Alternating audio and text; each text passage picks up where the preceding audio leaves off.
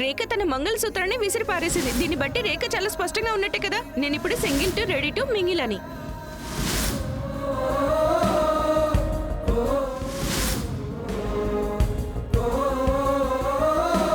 ఈ మంగళసూత్రం త్వరగా రిపేర్ చేయించుకోవాలి, లూజ్ అయిపోయింది. కానీ రాఘవ్కి ఏమైంది? ఆయన ఎందుకు వెళ్ళిపోయారు? ఒకసారి వెళ్ళి చూస్తాను.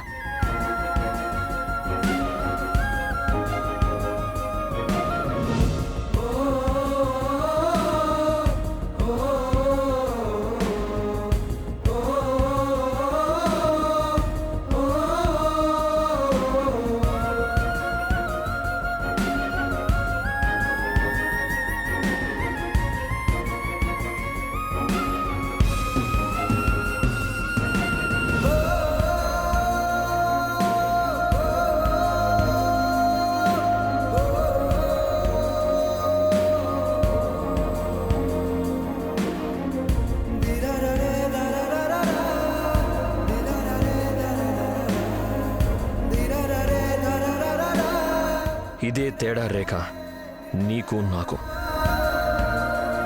నీకొక్క క్షణం కూడా పట్టలేదు మంగళసూత్రం తీసేయడానికి. కానీ నేను ఎంత అనుకున్నా ఈ రింగ్ని తీయలేకపోతున్నాను.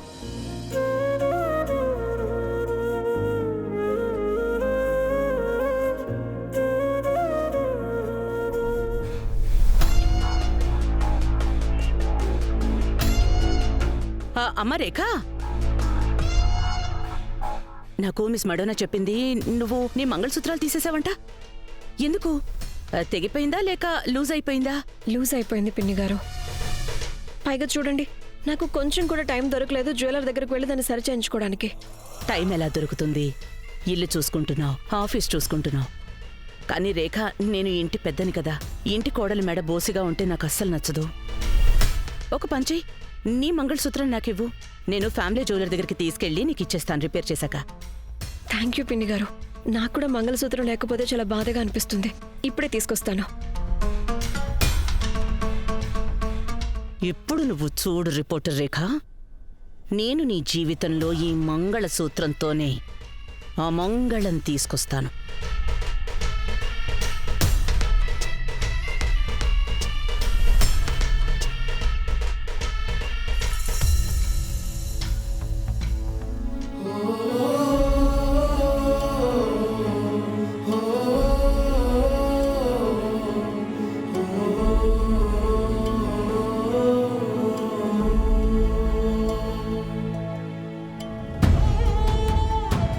దుర్గమ్మ తల్లి, నాకు రాఘవ్కి మధ్యున్న బంధానికి దెబ్బ మీద దెబ్బ పడుతున్న కొద్దీ నాకు కూడా కొద్ది కొద్దిగా నిరాశ పెరిగిపోతుంది. ప్లీజ్ నాకు ధైర్యాన్ని ఇవ్వండి. నన్ను నేను చెదిరిపోకుండా కాపాడుకోవడానికి ఆ తుఫాను ఎదిరించే శక్తినివ్వండి.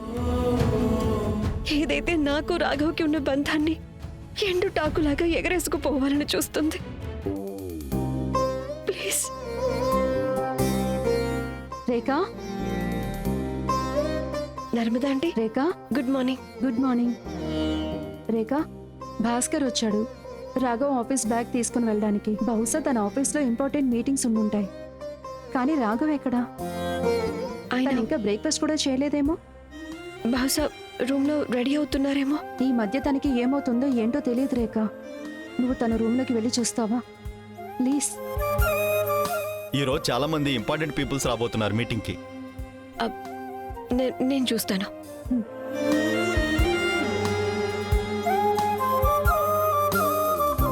ఉన్నతి, ఈ షర్ట్ క్రస్ట్ అనిపిస్తుందా?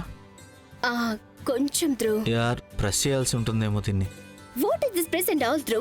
మనం పోయిన వారం 12 న్యూ డిజైనర్ షర్ట్స్ తీసుకొచ్చాం కదా, వాటిలో ఏదో ఒక dress and throw this away. And ఈ ప్రెస్ ఇవన్నీ చాలా మిడిల్ క్లాస్ మాటలు.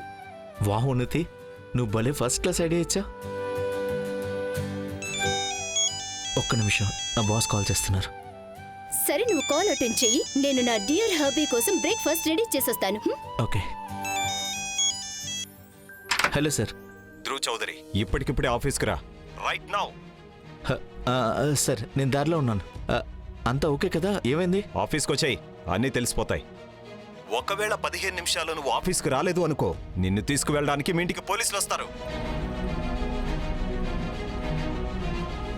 సార్ మీరేమంటున్నారు? నేనేమంటున్నానంటే వీడియో పంపిస్తున్నాను, చూసుకో, అన్నీ అర్థమైపోతాయి.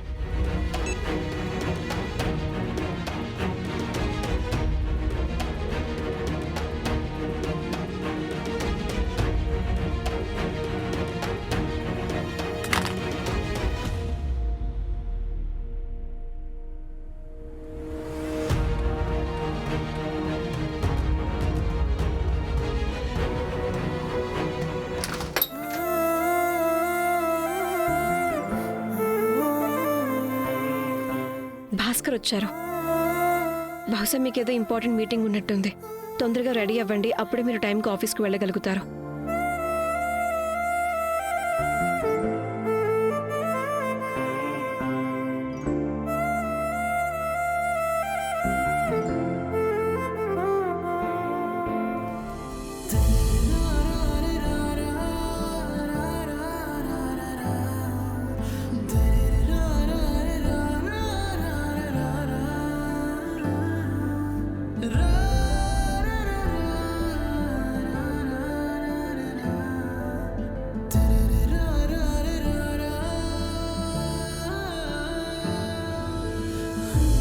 నేను నిన్న రాత్రే కదా నిన్ను దూరం పెట్టాను, మరి ఇప్పుడు ఎందుకు పట్టుకుంటున్నావు? మన టైం బాగున్నప్పుడు అందరూ పక్కనే ఉంటారు రాఘవ్.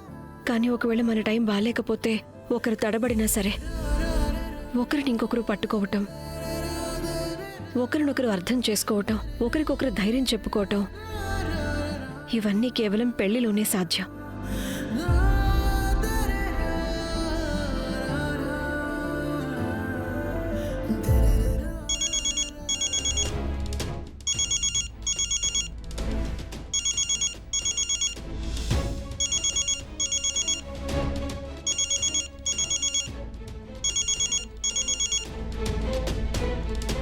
విరాజ్ చెప్పు. రేఖ, నేను చెప్పేది జాగ్రత్తగా విను. నేను ఇప్పుడే కలవాలి. ఇప్పుడా?